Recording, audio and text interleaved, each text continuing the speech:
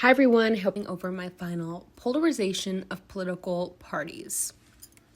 Now, the first thing I want to go over is what is political polarization? Essentially, it's the divergence of political attitudes away from the center towards an ideological extreme.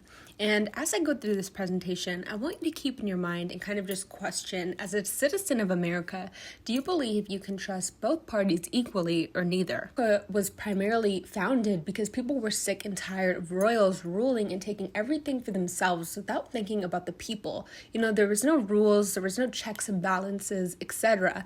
And so when there was an idea proposed of a land where no man was above the law, it really caught people's attention, which is why America grew at such a fast rate as it did. Now, historical moments. There was many that I wanted to talk about, but I condensed it down to the four that I felt really represented political polarization. The first one being the question of power.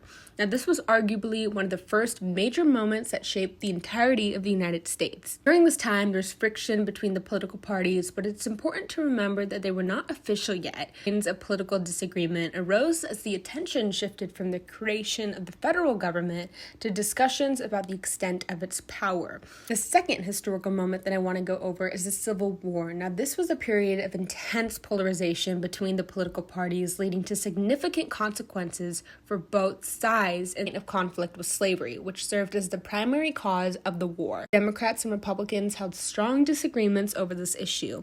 And during this time, tension was rapidly growing, not only between the political parties, but also between the North and the South. Now, the South was heavily reliant on agriculture and slavery, which differed from the greatly industrialized North, leading to a marked divide across the country.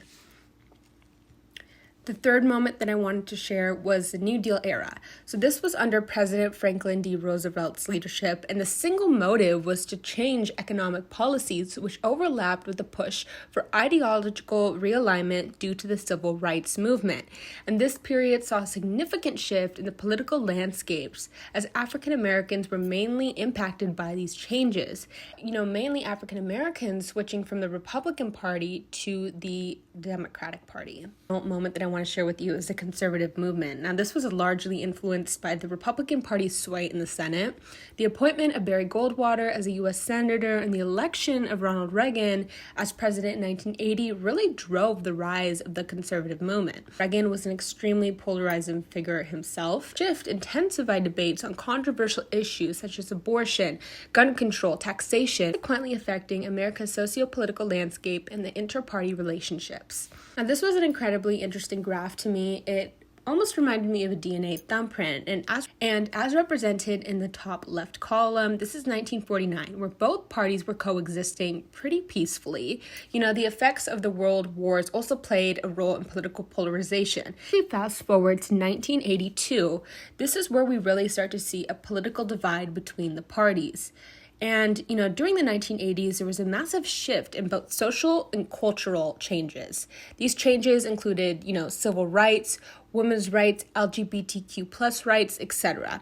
And these changes also brought to light political polarization as, these parties were battling with the fundamental values about equality and social justice. Forward to 2011, and I bet even 2024 now, currently, we see a extreme political polarization. There's no middle line or middle ground. Think to yourself, is the American government decided as a distraction? Now, whether this be for political motives, to pit others against each other, or push certain agendas, why can't we coexist together without the mess of political parties? It takes years for simple laws to be passed because of the drama and the polarization that occurs between the parties, and they can never find a middle ground. Now, current events. The one that I'm going to talk about is foreign policy, and this significantly impacts our economy and relationships with other countries. Foreign policy covers everything from military intervention to trade agreements, diplomacy, alliances, and much more. But one of the primary divides for the American people this past year has been foreign policy. Regarding Israel or Ukraine, this has put a significant strain on the trust the American people give to the government. Now, future predictions. Based on the information I looked into, it seems like in recent years, Americans have been less trusting of the government. From COVID and the world being nearly shut down to different foreign conflicts and how the United States has handled these situations, 1994 for a second, we can see here that's a pretty good, consistently liberal and consistently conservative mix. 2004, we see an even smaller line in the middle. And so people are kind of making up their minds, deciding which political parties they want to affiliate themselves with.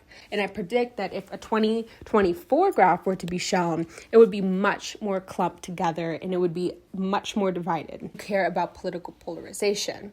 I believe you should care about this because it fundamentally connects to how America functions. The stability of the government influence how secure citizens feel and how secure our allies feel, cooperating and involving themselves with us. Ironically, the upcoming election will affect the way other countries perceive America. The recent divides and political drama between the political parties have been nothing short of a circus, in my opinion. Now, that shouldn't sway your opinion, but I just wanted to kind of share what I feel. Thank you so much, and have a great day, everyone. Bye.